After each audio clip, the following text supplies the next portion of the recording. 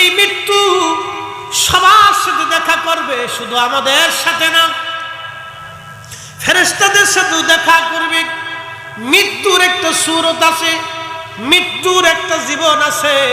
এই মরণটাকে আল্লাহ সৃষ্টি করলেন। আল্লাহ বললেন, আল্লাযী খালাকাল মাউতা ওয়াল হায়াতা লিয়াবলুয়াকুম আইয়ুকুম আহসানু আমালা।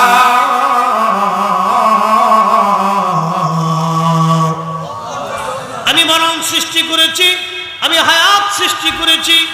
এই মৃত্যুটাকে সৃষ্টি করার পরে রব্বুল আলামিন আমার আল্লাহ এই মৃত্যুর একটা রূপ দিলেন, চেহারা দিলেন। ফেরেশতাদেরকে আল্লাহ দাঁড়া করাইলেন। কোটি কোটি ফেরেশতারা আল্লাহর সামনে দাঁড়ায় গেল। এই মরণকে ফেরেশতাদের সামনে আল্লাহ দেখাইলেন। মরণের শুরুর দিকে আজরাইল, জিবরাইল, মিকাইল, ইসরাফিল সমস্ত ফেরেশতারা বেহুশ হয়ে জমিনে পড়ে গেল। মরণের শুরুর দিকে সমস্ত ফেরেশতারা বেহুশ, কোন ফেরেশতার হুঁশ নাই। আল্লাহ তাদের আবার হুঁশ ফিরাইলেন। আল্লাহ ডাক দিলেন, আজরাইল তোমাকে মরণের দায়িত্ব দেওয়া হবে। আজরাইল ডাক দেখো, আল্লাহ যার চেহারা দেখে আমি ভয় পেয়ে গেলাম, কি করে আমি তার নিয়ন্ত্রণ করব? আল্লাহ বললেন, আজরাইল আমি আল্লাহ তোমাকে সাহস করে দিব, এই মৃত্যুটাকে তোমার বাধ্য করে দিব।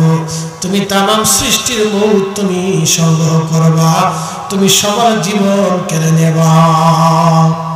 এই মৃত্যু আপনার আমার দুয়ারে করা নাড়বে। কোন সময়, কোন দিন, কখন এই মৃত্যু আসবে আমরা কেউ জানি না। শেরপুরবাসী খুবই মনোযোগ দিয়ে কথাগুলি শুনে যাবেন। আমরা মৌতের মাধ্যমে আল্লাহর দরবারে চলে যাব। আমরা ছিলাম আল্লাহর দরবারে, আবার দুনিয়ার মধ্যে আসছি, আবার আল্লাহর দরবারে চলে যাব।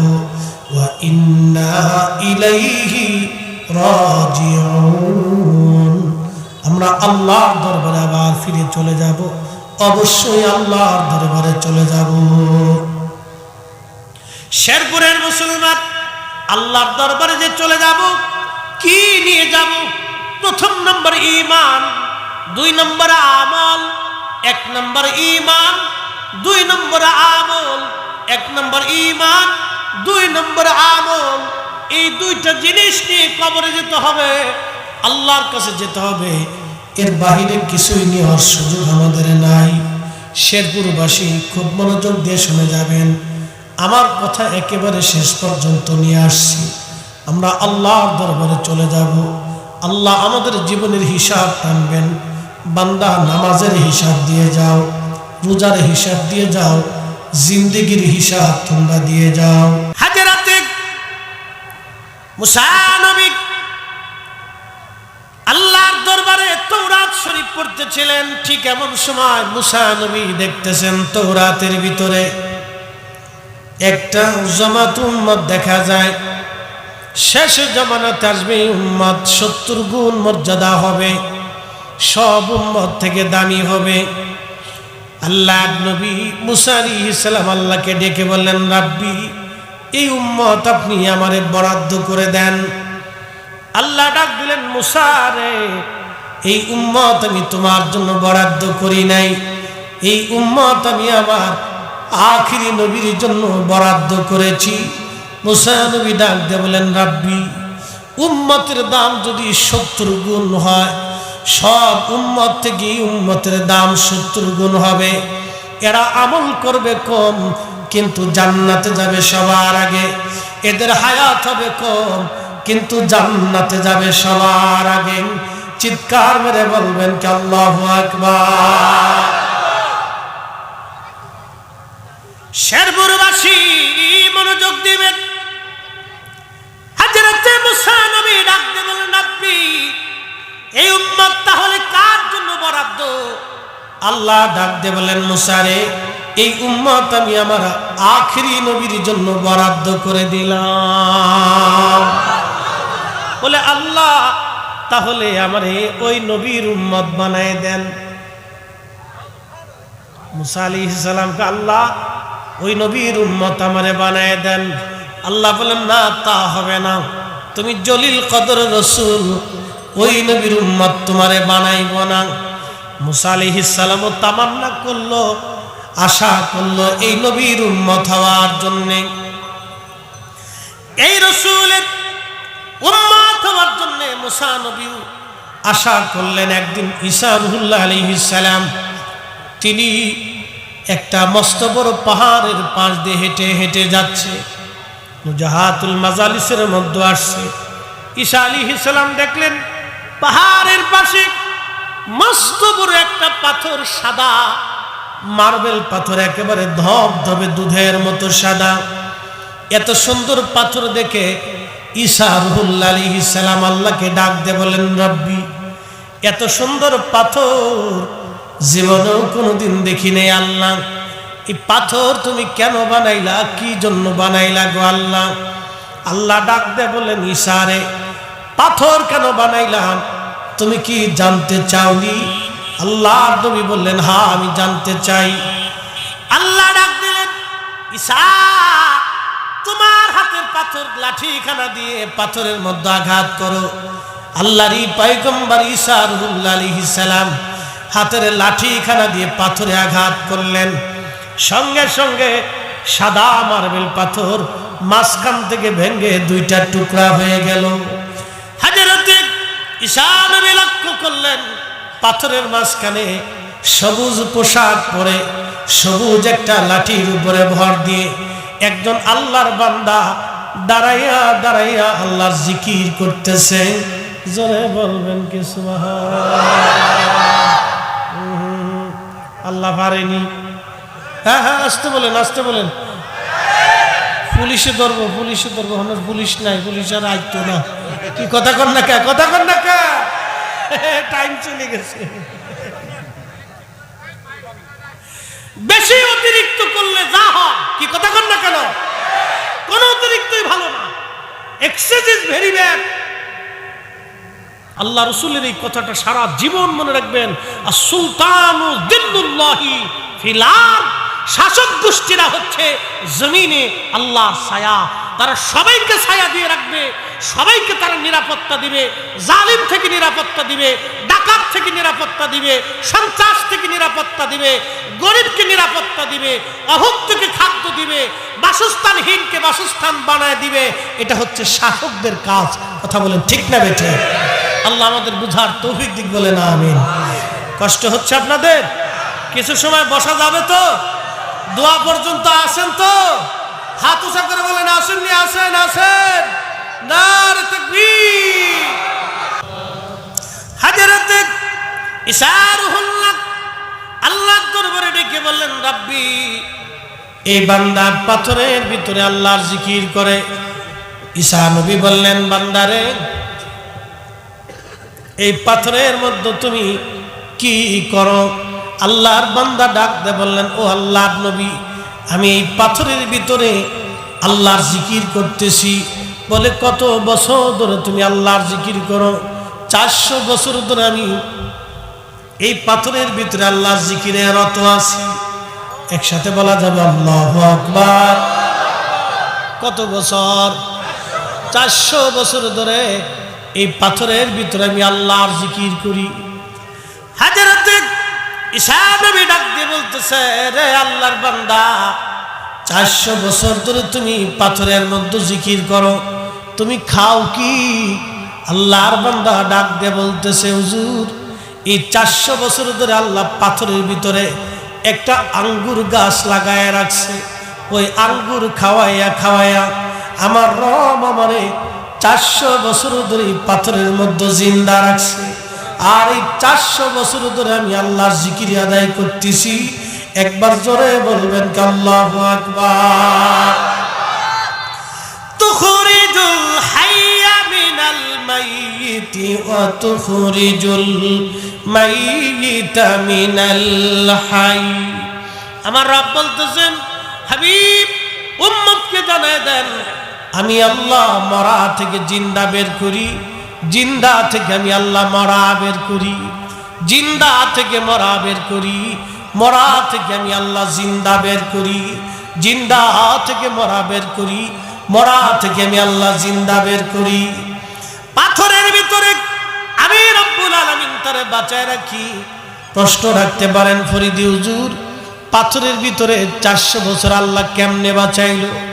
এখন যদি জিজ্ঞেস করি ও আল্লাহর বান্দা বলে দেন, তাহলে আপনি বলেন মায়ের পেটে সন্তানকে কে বাঁচাইলো? মায়ের পেটের ভিতরে মানুষের যিনি খাবার দেন, মায়ের পেটের মধ্যে যিনি পানি দেন, বলেন তো সেই মালিকের নাম কি? আজকে একটা সূত্র আপনাদেরকে বলে দিয়ে যাই। মহিলারা যখন গর্ভবতী হয়, পেটে বাচ্চা ধারণ করে, অন্তঃসত্ত্বা হয়, মা জাতিরা যখন পেটে বাচ্চা ধারণ করে, তখন ডাক্তার বলে এই বাচ্চারে ভালো মন্দ খাওয়াও, এই মহিলারে ভালো মন্দ খাওয়াও। গাইনি ডাক্তার বলে আপনি ভালো ভালো খাবার খাবেন, পুষ্টিজনিত খাবার খাবেন, গুঁড়া মাছ খাবেন, শাকসবজি খাবেন, ডিম দুধ খাবেন, ফল ফ্রুট খাবেন। আর আল্লাহ নবী 1450 বছর আগে উম্মতকে বলে দিলেন, উম্মত তোমরা তোমাদের গর্ভবতী নারীদেরকে খেজুর খাওয়াও, কারণ খেজুর আল্লাহর জান্নাতের ফল। খেজুর যদি গর্ভবতী নারীরা খায়, ওই সন্তান হৃষ্টপুষ্ট হয়, মহিলারও পুষ্টি হয়। আর আমার দেশের নারীরা খেজুর তো চিনে না, আমার দেশের মহিলারা ফুসকা চিনে, চটপটি চিনে। আরো কি জন্য খেজুর খাইতে বলছে আপনাদেরকে বলি। আল্লাহ আমাদেরকে বানাইছে মাটি দিয়া। কি দিয়ে বানাইছে? কোরআন বলতেছে বাদা খালকাল ইনসানি মিন তিন, আমি মানব জাতির সৃষ্টির সূচনা করছি মাটি থেকে।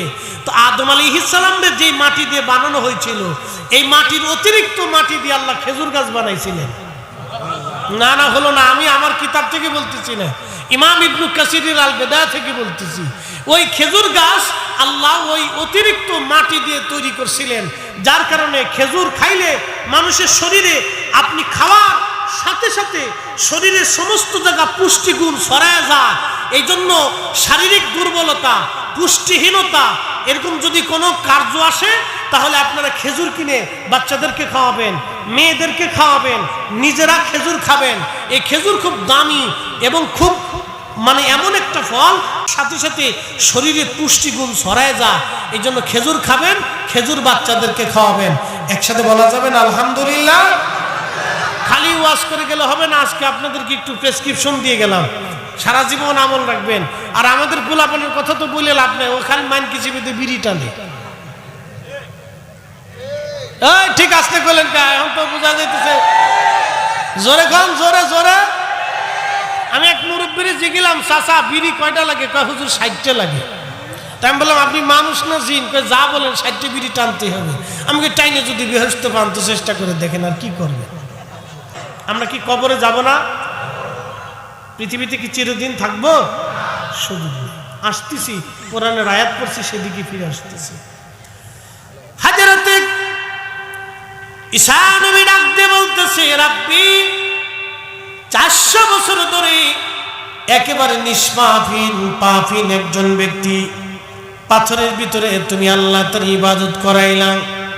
ইয়া রাব্বি 400 বছর ধরে সে ইবাদত করে আল্লাহ, এর চাইতে দামি ব্যক্তি কি আর দুনিয়াতে আসেনি বলো?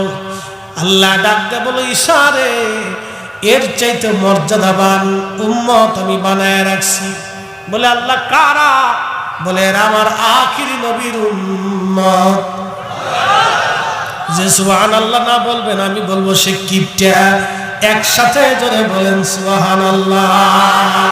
হযরত ঈসা রুহুল্লাহ বলতেছে, রাব্বি আখিরি নবীর উম্মত কেন এত দাম হবে তাদের? আল্লাহ ডাক দিলেন, ঈসা রে, আমার আখিরি নবীর উম্মতের মধ্যে আমি আল্লাহ বিশেষ বিশেষ দিন এবং রাত দিয়ে দিব, যেই দিন এবং রাতে ইবাদত করলে এরকম 400 বছর ইবাদত করার চাইতো দামি মর্যাদা আমি আল্লাহ তাদের দান করব। একবার জোরে বলবেন কি আল্লাহু আকবার। তখনই ঈসা রুহুল্লাহ ডাক দিয়ে বলেন, রাব্বি তাহলে আর দেরি করবেন না, আমারে ওই নবীর উম্মত বানায় দেন, আমারে ওই নবীর উম্মত বানান। যাতে আমি আখিরি জমানায় সেই নবীর উম্মত হতে পারি। আমার আল্লাহ কবুল করে বলেন, ইশারে আপনার দোয়া আমি আল্লাহ কবুল করে নিলাম। এজন্য আল্লাহ নবী বলেন, ওয়াদা ইব্রাহিম খলিলুল্লাহ ওয়া বাশারাতু ঈসা রুহুল্লাহ। আমি ঈসা নবীর সুসংবাদ প্রত্যেক ওয়াজে ঈসা নবী যখন ওয়াজ করতেন তখন ওয়াজের সময় ফাঁকে ফাঁকে আমার রসুলের প্রশংসা গাইতেন। আমরা যেমন ওয়াজের ভিতরে আমরা আমাদের নবীর প্রশংসা গাই, ঈসা নবী তার ওয়াজে আমাদের নবীর প্রশংসা গাইতেন, গুণকীর্তন করতেন। একবার জোরে বলা যাবে আল্লাহু আকবার। আমরা সেই নবীর উম্মত, এত বড় দামি নবীর উম্মত। আল্লাহ আমাদেরকে ডাক দিয়ে বললেন, তোমরা শ্রেষ্ঠ জাতি। কেন তোমরা শ্রেষ্ঠ জাতি? তোমাদেরকে দুইটা দায়িত্ব দিলাম। একটা দায়িত্বের নাম হলো তোমরা মানুষদেরকে ভালো কাজের দাওয়াত দিবা, আর একটা দায়িত্ব হলো খারাপ কাজ থেকে উম্মতকে ফিরিয়ে রাখবা। একটা দায়িত্ব ভালো কাজের জন্য মানুষদেরকে আহ্বান করবা, 2 নাম্বার দায়িত্ব খারাপ কাজ থেকে উম্মতকে ফিরিয়ে রাখবা। এই দুইটা দায়িত্ব আমি আল্লাহ তোমাদেরকে দিয়ে দিলাম। শেরপুরের মুসলমান খুবই মনোযোগ দিয়ে শুনবেন। আল্লাহ রাব্বুল আলামিন আমাদেরকে কেন এত দাম দিলেন, সম্মান দিলেন? এই যে আগামীকাল জুমার রাত আসতেছে, আজকে জুমার রাত, আগামী দিন জুমার দিন আসবে। এই যে জুমার দিন কত বড় দামি দিন আপনাদেরকে বুঝাই দেই। এটা সাইয়্যিদুল আইয়াম, দিনের সর্দার। এই জুমা এত দামি। আল্লাহ নবী বলেন, উম্মত কেউ যদি জুমার দিনে ওযু করে গোসল করে পায়ে হেঁটে হেঁটে জুমার নামাজ আদায় করার জন্য যায়, জুমার নামাজে যাওয়ার পরে ইমাম সাহেবের সামনাসামনি যায় বসে, আর ইমাম সাহেবের কথাগুলি শুনে, খুতবা শুনে জুমার নামাজ পড়ে, অতিরঞ্চিত অবাঞ্ছিত কথা না বলে আমার উম্মত আবার পায়ে হেঁটে হেঁটে বাড়িতে চলে আসে। আল্লাহ নবী বলেন, উম্মত রে, এই জুমার নামাজ আদায় করার জন্য প্রত্যেক কদমে কদমে কদমে কদমে আমার আল্লাহ 1 বছরের নফল রোজা, নফল ইবাদতের সওয়াব প্রত্যেক কদমে কদমে আল্লাহ আমার উম্মতের আমল নামায় লিখে দেবে। একবার জোরে বলবেন আল্লাহু আকবার। না না না না, আরো জোরে, আরো জোরে, আরো জোরে, জোরে জোরে জোরে। ঈসা আলাইহিস সালামের উম্মত 400 বছর পাথর ইবাদত করছে। কত বছর? আর আমার এই নবীর উম্মতের প্রত্যেক কদমে 1 বছরের নেকি। এই আপনাদের বাড়ি থেকে মসজিদ কয় কদম লাগবে? এরকম দাঁড়ান তো, 400 কদম হবে না? এরকম ব্যক্তি আছে না? বেশিও আছে, ঠিক কি না? তাহলে আপনার যদি 1000 কদম হয় তাহলে 1000 বছরের সওয়াব। যদি 2000 কদম হয় তাহলে 2000 বছরের সওয়াব। যাইতে 1000 কদম, আসতে 1000 কদম। নবী বলতেছেন, জুমার নামাজ আদায় করার জন্য গোসল করে পবিত্র হয়ে পাক সাফ হয়ে আমার উম্মত আদবের সাথে পায়ে হেঁটে হেঁটে হেঁটে হেঁটে মসজিদে যাবে, ইমাম সাহেবের কাছাকাছি বসবে, কথাবার্তা বলবে না, খুতবা শুনবে, নামাজ পড়বে, ভদ্রচিতভাবে আবার পায়ে হেঁটে হেঁটে বাড়ি চলে আসবে। প্রত্যেক কদমে কদমে কদমে 1 বছরের নফল রোজা এবং 1 বছরের নফল ইবাদতের নেকি আমার উম্মতের আমল নামা আমার আল্লাহ লিখে দিবে। যদি 5000 কদম হয় তাহলে 5000 বছরের নেকি, যদি 10000 কদম হয় 10000 বছরের নেকি, যদি 500 কদম হয় 500 বছরের নেকি, যদি 1000 কদম হয় 1000 বছরের নেকি। তাহলে ঈসা নবীর উম্মত 400 বছর ইবাদত করিয়া যা না পাইছে, আমার নবীর উম্মত 1 জুমার মসজিদে 1 জুমায় যাইতে যাইতে আস্তে আস্তে তার চাইতে 1000 গুণ বেশি গুণ নেকি আমার এই নবীর উম্মতের আমল নামে আল্লাহ লিখে দিবে। আরো আরো আরো জোরে, আরো জোরে, আরো জোরে। হাত উঁচা করে বলেন আল্লাহু আকবার। এবার জুমার নামাজ পড়েন না কে কে? হাত উঁচা করুন। জুমার নামাজ পড়েন না কে কে? আচ্ছা পড়েন তো ইনশাল্লাহ। কালকে জুমা হবে তো? হ্যাঁ ইনশাল্লাহ বলেন, ইনশাল্লাহ। জুমা কাজা করবেন না তো? একসাথে 3 জুমা কেউ যদি কাজা করে আল্লাহ তার অন্তরে মোহর মেরে দেয়, তখন কোরআন ভালো লাগে না, হাদিস ভালো লাগে না, দিন ভালো লাগে না। আচ্ছা বলেন তো, যেই নবীর কারণে আল্লাহ আমাদেরকে এই দাম দিলেন, ইজ্জত দিলেন, সে নবীর দাম কত? কত? অনেক কত? 1000 কিলো? এর কোনো শেষ আছে? জোরে বলেন, কোনো সীমানা আছে? কোনো সীমানা হবে? ও রাসূলের ইজ্জতের কোনো সীমানা নাই, এটা সীমানাহীন ইজ্জতওয়ালা। কথা বলেন ঠিক না ঠিক? মনোযোগ দিয়ে হযরতে আল্লাহর নবী আরো বলেন, উম্মত প্রত্যেক জুমাতে যদি তোমরা নামাজ পড়ার জন্য সর্বপ্রথম যে জুমার মসজিদে যায়, আল্লাহ তাকে একটা উট কুরবানির নেকি লিখে দেয়। দ্বিতীয়বারে যে যায়, আল্লাহ তাকে একটা গরু কুরবানির নেকি লিখে দেয়। তৃতীয়বারে যে যায়, আল্লাহ রাব্বুল আলামিন তাকে ছাগল কুরবানির নেকি লিখে দেয়। একবার জোরে বলা যাবে আল্লাহু আকবার। হাজিরিন, আল্লাহর নবীজি জুমার নামাজ কাজা করতে নিষেধ কেন করলেন? কোরআনে আল্লাহ আয়াত নাজিল করলেন, ইয়া আইয়ুহাল্লাযীনা আমানু ইযা নুদিয়া লিস-সালাতি মিন ইয়াউমিল জুমআ ফাসআউ ইলা যিকরিল্লাহি ওয়া যারুল বাই'। হে ঈমানদার, জুমার নামাজের জন্য যখন আযান দেওয়া হয়, তখন ব্যবসা বাণিজ্য, বাড়ি ঘর, দোকানপাট, হাট বাজার সব কিছু তোমরা ছেড়ে দাও। ছেড়ে দিয়ে জুমার নামাজ পড়ার জন্যে তোমরা মসজিদে চলে আসো নামাজ পড়ার জন্যে। বেচা বিক্রি তোমাদের জন্য হারাম। বেচা কিনা, সংসার, জমি জমা যা আছে সব ফেলে দিয়ে তোমরা জুমার জন্য মসজিদে আসো। কেন আসবেন? একটা ঘটনা শোনাই দিয়ে যায়। মদিনাতে বিরাট বড় দুর্ভিক্ষ লেগে গেল। বিরাট বড় দুর্ভিক্ষ। টাকা আছে কিন্তু খাবার নাই, টাকা আছে কিন্তু খাবার নাই। যেমন আমাদের বাংলাদেশে ধরেন, বহির্বিশ্ব থেকে যদি আমাদের বাংলাদেশের সাথে লেনদেন, ব্যবসা বাণিজ্য বন্ধ হয়ে যায়, কারণ আমরা এমন একটা দেশ যেটা ভারতের চারপাশ আমাদের ভারত ঘিরে রেখেছে। যদি ধরেন ব্যবসা বাণিজ্য বন্ধ হয়ে যায়, জাতিসংঘ আমাদের থেকে মুখ ফিরায় নেয়, সারা পৃথিবী থেকে আমাদের জন্য ব্যবসা বাণিজ্য, গার্মেন্টস বন্ধ করে দিল, টাকা পয়সা আসা বন্ধ হলো, বিশ্ব ব্যাংকের লেনদেন বন্ধ হয়ে গেল, ব্যবসা বাণিজ্য আদান প্রদান যদি বিশ্ব, এই জাতিসংঘ যদি বাংলাদেশের সাথে সম্পর্ক ছিন্ন করে দেয়, সারা পৃথিবী থেকে আমরা বিচ্ছিন্ন হয়ে যাব। আমাদের দেশে খাবারের সংকট আসবে, মানুষের পকেটে পয়সা থাকবে কিন্তু চাল থাকবে না, সার থাকবে না, ওষুধ থাকবে না। আমরা বিশ্ব থেকে বঞ্চিত হয়ে যাব, বিচ্ছিন্ন হয়ে যাব। মদিনাতে ওইরকম দুর্ভিক্ষ লেগে গেল, পয়সা আছে কিন্তু খাবার নাই। না খেয়ে খেয়ে এইভাবে 10 দিন 7 দিন পার হয়ে গেল। মদিনার ঘরে ঘরে দুর্ভিক্ষ, কান্নার রোল পড়ে গেল, অবস্থা ভয়াবহ। জুমার দিন আল্লাহর নবীজি জুমার নামাজ পড়ার জন্য খুতবা দিচ্ছিলেন। এমন সময় বহির্বিশ্ব থেকে, সিরিয়া থেকে একদল বণিক মদিনার বাজারে পণ্য সামগ্রী, খাদ্য সামগ্রী নিয়ে মদিনার বাজারে প্রবেশ করলো। একজন সাহাবী ঘোষণা দিলেন, কে আসো, তাড়াতাড়ি যাও, জুমার নামাজ যারা পড়তে আসছো, মদিনার বাজারে পণ্য সামগ্রী নিয়ে সিরিয়া থেকে কাফেলা আসছে, যার যার মতো খাবার কিনে নিয়ে আসো। মসজিদে রাহমাতুল লিল আলামিন খুতবা দিচ্ছিলেন, অন্য কেউ না, আল্লাহর নবী খুতবা দেন।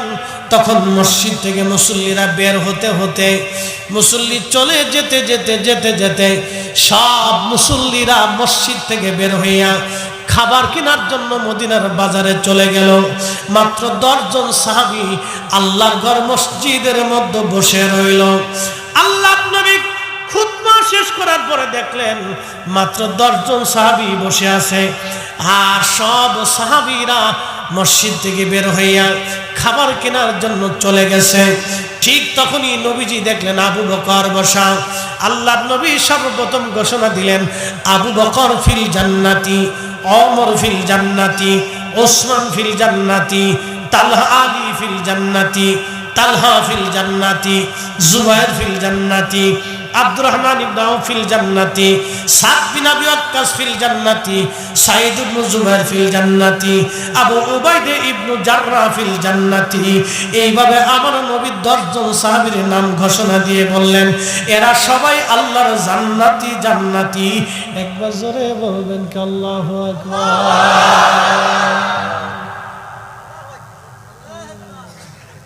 নবীজি জান্নাতি ঘোষণা দিলেন। আল্লাহর নবী, নবী কি নবীর ইচ্ছায় দিয়েছেন না আল্লাহর ইচ্ছা? জোরে জোরে জোরে কার ইচ্ছা? আল্লাহর ইচ্ছা। আমার নবী 10 জন সাহাবীকে জান্নাতের ঘোষণা দিলেন। কারণ কি? 1000 কোটি টাকা দান করার জন্য না, জিহাদে শহীদ হওয়ার জন্য না, শুধুমাত্র মসজিদে বসে রইলেন। তখনই কোরআনের আয়াত আল্লাহ নাযিল করলেন, ইয়া আইয়ুহাল্লাযীনা আমানু, ও ঈমানদার তোমরা যারা ঈমান আনছো, ইযা নুদিয়া লিস-সালাতি মিন ইয়াউমিল জুমআ, এই ঈমানদার জুমার জন্য যখন তোমাদেরকে আহ্বান করা হয়, ডাকা হয়, আযান দেওয়া হয়, তখন তোমরা নামাজ পড়ার জন্য মসজিদেই শুধু আসবে না, আল্লাহ আরো বলে দিলেন ইয়াউমিল জুমআতি ফাসআউ ইলা যিকিরিল্লাহি ওয়া যারুল বাই', আল্লাহ স্মরণের জন্য তোমরা বেচা বিক্রি, ব্যবসা বাণিজ্য সব ছেড়ে দাও। সব কিছু ছেড়ে দিয়ে তোমরা জুমার নামাজ আদায় করার জন্য মসজিদে চলে আসো। একবার জোরে বলা যাবে আল্লাহু আকবার। সব সাহাবী মসজিদ থেকে বের হয়ে চলে গেলেন। মাত্র 10 জন সাহাবী বসে আছেন। আল্লাহর হাবিব এই 10 জন সাহাবীর নাম জান্নাতি খাতায় নবী লিখে দিলেন। জান্নাতি জান্নাতি আবার বলে দিয়ে যায়, আবু বকর ফিল জান্নাতি, ওমর ফিল জান্নাতি, ওসমান ফিল জান্নাতি, আলী ফিল জান্নাতি, তালহা ফিল জান্নাতি, জুবাইর ফিল জান্নাতি, আব্দুর রহমান ইবনে আউফ ফিল জান্নাতি, সাদ বিন আবি ওয়াক্কাস ফিল জান্নাতি, সাঈদ ইবনে জুবাইর ফিল জান্নাতি, আবু উবাইদা ইবনে জাররাহ ফিল জান্নাতি। এই 10 জন সাহাবীকে নবীজি জান্নাতি ঘোষণা দিয়ে দিলেন। একবার জোরে বলা যাবে কি মারহাবা। শ্রেষ্ঠ নবী দিলাম রে তরিয়ে নিতে রোজ হাসরে, ঠিক কিনা?